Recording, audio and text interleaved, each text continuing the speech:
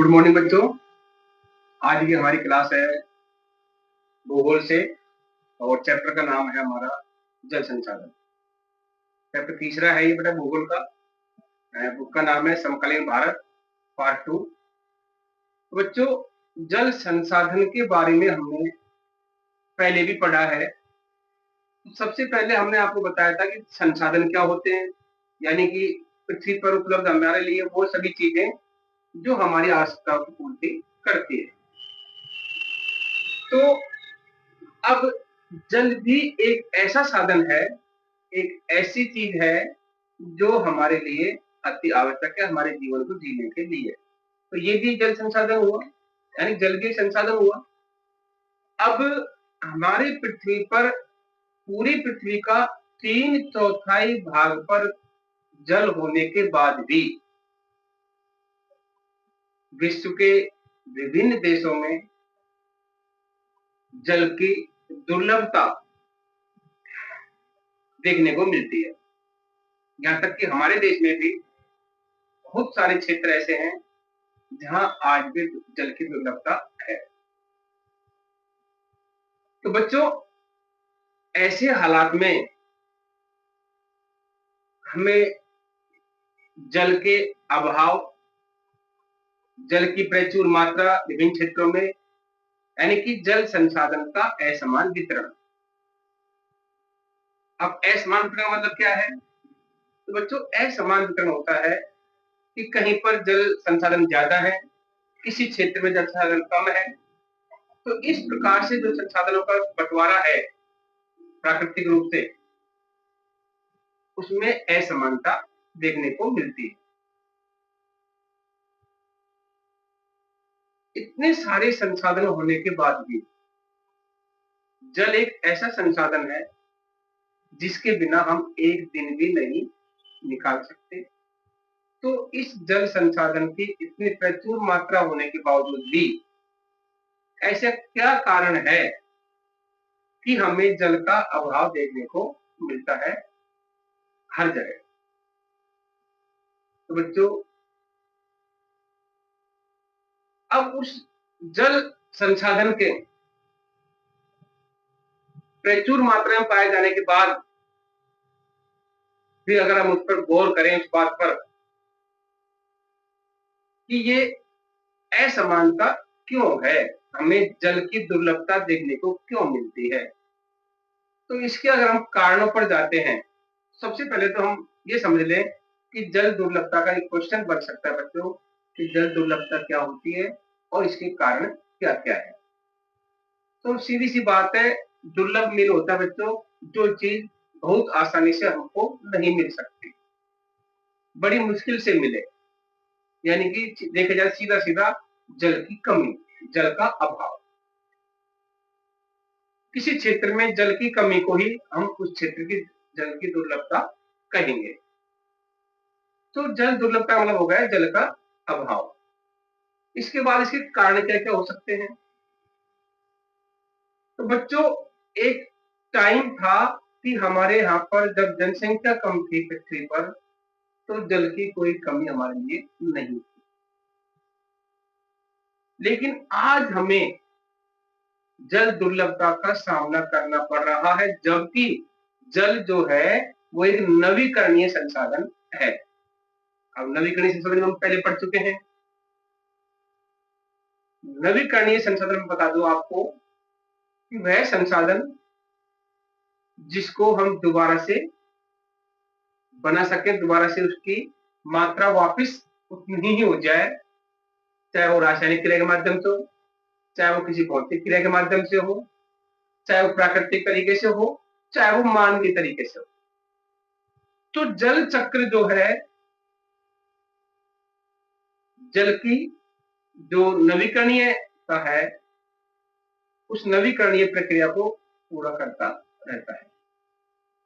यानी कि पानी बरसना, बारिश के माध्यम से, फिर उसका भाप बन जाना, फिर उग जाना, फिर बादल बन जाना, फिर बारिश हो जाना, इस प्रकार से जल चक्र चलता रहता है और इसीलिए इसको हम नवीकरणीय संसाधन कहते हैं।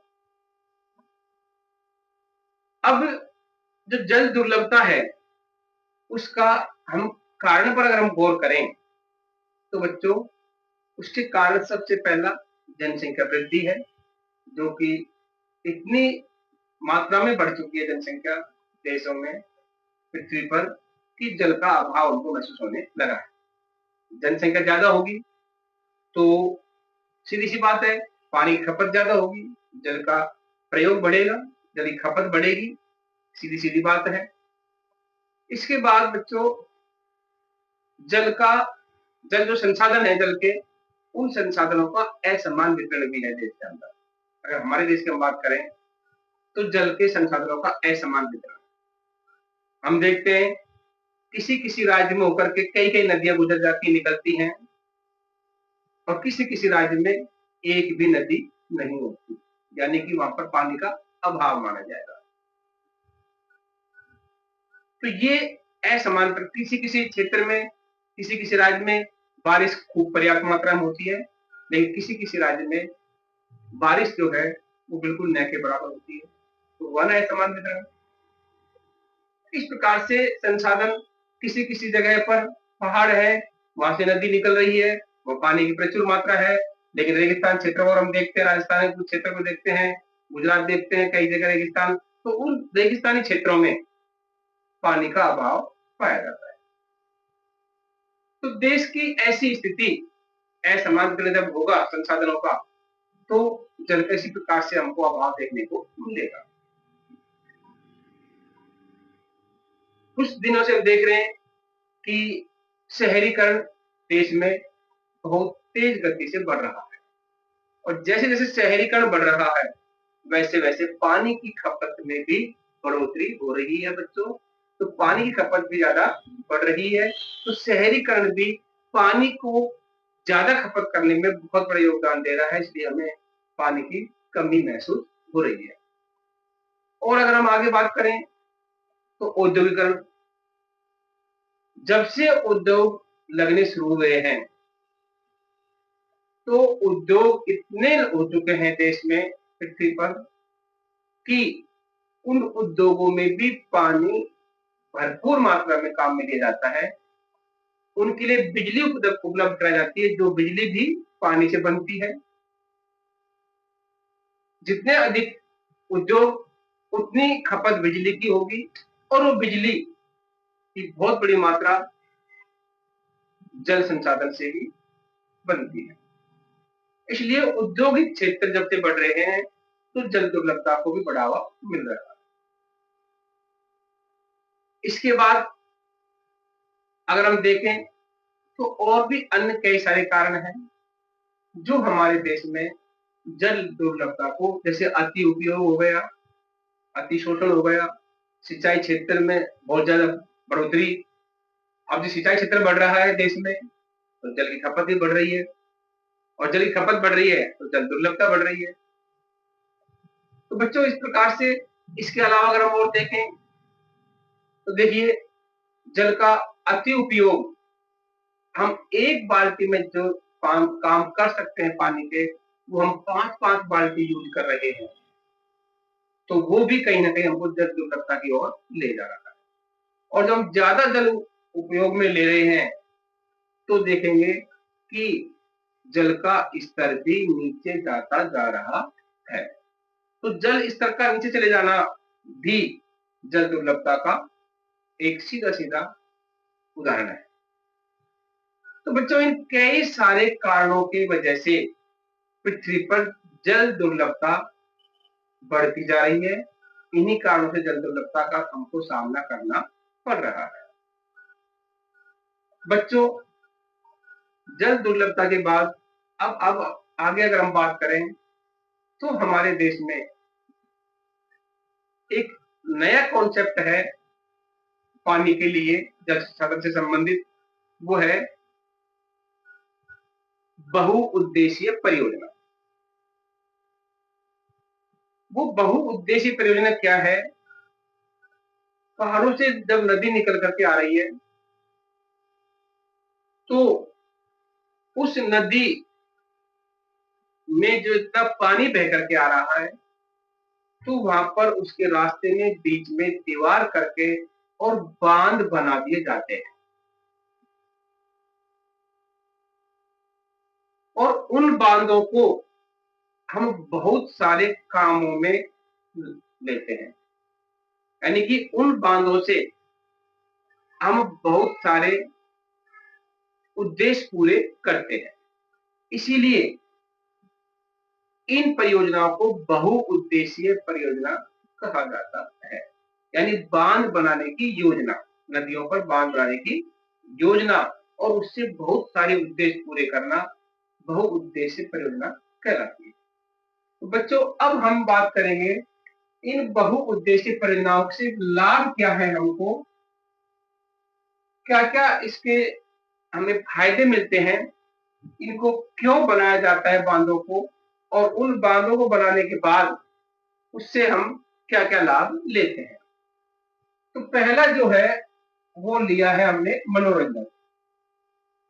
बच्चों, बांध परियोजना, बहुउद्देशीय परियोजना, वो हमारे लिए मनोरंजन का भी एक साधन है। कैसे? जहां भी ये बांध बनाए जाते हैं, लोग उनको देखने जाते हैं, वहां पर अपनी नौका विहार करके उनका अपना आनंद लेते हैं। तो मनोरंजन के रूप में भी बांध परियोजना हमारे काम में आती है। दूसरा है सिंचाई। ये बहुउद्देशीय परियोजनाएं सिंचाई के बहुत अच्छे तरीके से काम में आती हैं। सिंचाई की पूर्ति इनसे अच्छे तरीके से किसानों के लिए लाभ मिलता है। छोटे छोटे माध्यमों से इनको आगे बढ़ाया जाता है, बांधों से पानी ले जाकर के, और सिंचाई के काम में इन परियोजनाओं को हम लेते हैं। पर्यटन को बढ़ावा। तीसरा, पर्यटन। अभी मैंने बताया था मनोरंजन वाले टॉपिक में कि जहां ये बांध परियोजनाएं, बड़ी बड़ी बांध परियोजनाएं बनी हुई हैं, उनको देखने लोग दूर दूर से जाते हैं। दूर दूर से लोग जाते हैं तो इससे पर्यटन को बढ़ावा मिलता है, और ये पर्यटन को बढ़ावा मिलने से राजस्व भी इधर से उधर होता है, जो अर्थव्यवस्था का एक हिस्सा बन जाता है। चौथा कारण हमारा है, देखिए, विद्युत उत्पादन। बहुउद्देशीय परियोजनाओं का जो लाभ है हमारा चौथा, वो है विद्युत उत्पादन। इन बनाए गए बांधों से बहुत बड़ी मात्रा में विद्युत का उत्पादन किया जाता है, और ये विद्युत हमारे देश में रोशनी करने, सिंचाई के मामले में, उद्योगों के लिए, इन सब के लिए काम में आती है। बाढ़ नियंत्रण। बच्चों, इसका जो मुख्य उद्देश्य लिया गया था शुरुआत में, वो नदी के बहाव को नियंत्रण में लाने के लिए किया गया। तो इसका मुख्य उद्देश्य ये भी माना जाता है कि बांध बना करके हम बेकाबू नदी को नियंत्रित कर सकते हैं, जिससे कि बाढ़ का खतरा ना बन पाए। तो बाढ़ को नियंत्रित करने के लिए, नियंत्रण में लाने के लिए, उस नदी की गति को नियंत्रित करने के लिए हम नदियों पर बांध बनाते हैं। मत्स्य पालन। इन बांधों में हम मछली पालन भी कर सकते हैं, जो रोजगार का एक अच्छा साधन हो सकता है आम जनता के लिए।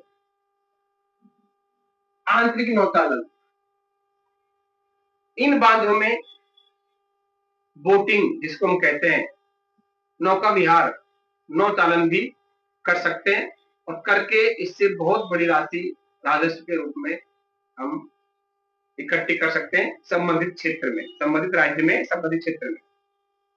घरेलू और औद्योगिक उपयोग। इन बांधों से पानी को हम घरेलू उपयोग में काम में ले सकते हैं, देते हैं, और औद्योगिक उपयोग में तो पानी काम आता ही है, उसके आसपास में बहुत सारे उद्योग भी लग जाते हैं कई बार। तो इस प्रकार से इसी वजह से इन परियोजनाओं को बहुउद्देशीय परियोजना कहा जाता है, क्योंकि नदी के ऊपर बांध बना करके हम उससे बहुत सारे उद्देश्यों को पूरा करते हैं। इसी वजह से इनका नाम दिया गया बहुउद्देशीय परियोजना। बच्चों, ये हमने एक तरफा सोच करके ये तो सोच लिया कि भाई बहुउद्देशीय परियोजनाओं से हमें बहुत सारे लाभ हैं, लेकिन इसका एक पक्ष नकारात्मक भी है। इससे हमें बहुत सारे नुकसान भी देखने को मिले हैं। अब वो नुकसान क्या क्या हो सकते हैं, इनके क्या क्या नकारात्मक परिणाम निकलते हैं इन बांध परियोजनाओं के, अब हम उस पर गौर करेंगे। तो इसकी आलोचना भी की गई है इस परियोजना की, जो कि है नदी के प्राकृतिक प्रवाह को प्रभावित करती है और जलाशय में अत्यधिक अवसादन एकत्रित हो जाते हैं। जब किसी नदी में से हम बीच में से पानी को रोकते हैं, तो वो जो पानी को रोकना है, वो कहते हैं कि पानी के साथ छेड़छाड़ करना। नदी की नेचुरल जो गति है, प्राकृतिक जो स्पीड है, गति है, उसके साथ एकदम मानव के द्वारा छेड़खानी की जाती है।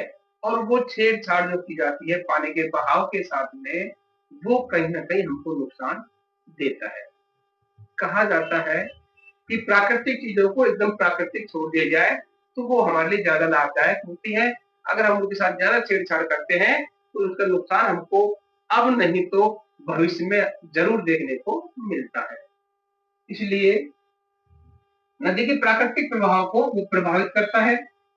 अगर बीच में हम पानी को रोकेंगे तो कहीं ना कहीं हमको वो नुकसान देगा, और जलाशय में अत्यधिक अवसादन इकट्ठे हो जाते हैं, और वो अवसादन इकट्ठे होकर के जलाशय के आसपास के वातावरण को खराब करते हैं, जलाशय को नुकसान देते हैं।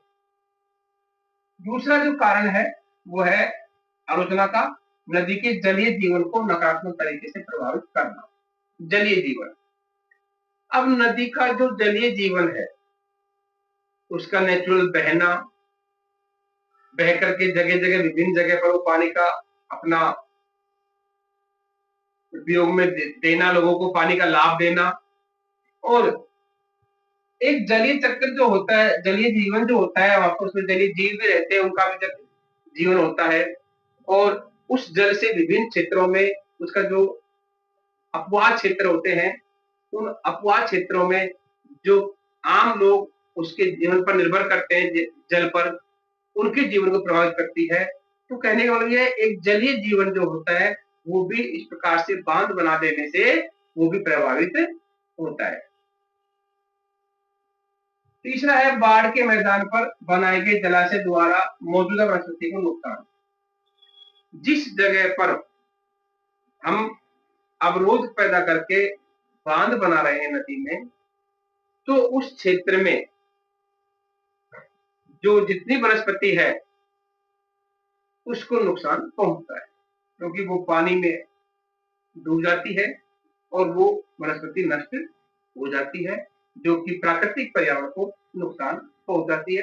प्राकृतिक जो वनस्पति है उनको बहुत बड़ा नुकसान करना हमारे लिए नुकसान पैदा करना ही माना जाता है।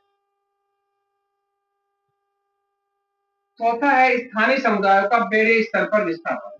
सबसे खतरनाक, सबसे नुकसानदायक जो आलोचना है इन बहुउद्देशीय परियोजनाओं की, बच्चों में इस बात पर की जाती है कि जिस क्षेत्र में, जिस जगह पर ये उद्देश्य परियोजनाएं बनाई जाती है, उस क्षेत्र के आसपास के सैकड़ों गांवों को एक बड़े स्तर पर बहुत सारे लोगों को वहां से विस्थापित किया जाता है, हटाया जाता है वहां से। क्योंकि वो भी हटाने का कारण भी तो होता है, हटाने का कारण क्या होता है कि भविष्य में उस बांध में भी जब बारिश का पानी ज्यादा स्पीड से कई बार आ जाता है तो वो बांध भी उस पानी को नियंत्रित नहीं कर सकता, और जब बांध नियंत्रित नहीं कर सकता है तो आसपास के सभी क्षेत्रों में बाढ़ की संभावना बहुत ज्यादा बढ़ जाती है। ये हमने कई बार अखबार में पढ़ने को हमको मिलता है कि उस बांध को इतना इतना पानी उस बांध में आया गया है कि उस बांध से पानी छोड़ने के बाद भी बाढ़ की जो खतरा है वो हमेशा मंडराया रहता है बारिश के मौसम में, उसमें से पानी छोड़ने के बाद। तो स्थानीय समुदाय जो होते हैं आसपास के, उनको वहां से विस्थापित करना भी एक बहुत बड़ी आलोचना है इन बहुउद्देशीय परियोजनाओं की।